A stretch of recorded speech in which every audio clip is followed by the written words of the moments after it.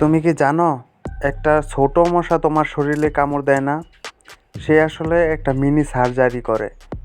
আমরা ভাবি মশা একটি হুল হুটায়, কিন্তু সে সত্যটা আরো ভয়ঙ্কর।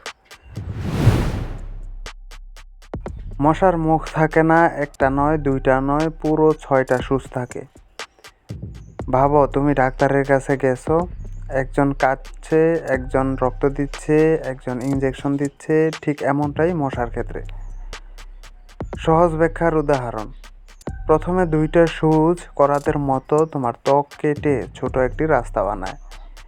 এটা এতটাই পাতলা যে তুমি টেরও পাও না। তারপর আরেকটা সুচ স্ট্র এর মতো ঢুকে রক্ত খুঁজে নেয়, ঠিক যেমন তুমি জুস খাও স্ট্র দিয়ে।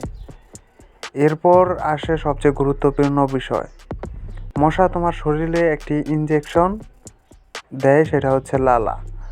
ধরো রক্ত জমাট বাঁধে না, সেই জন্য এই কাজটা করে।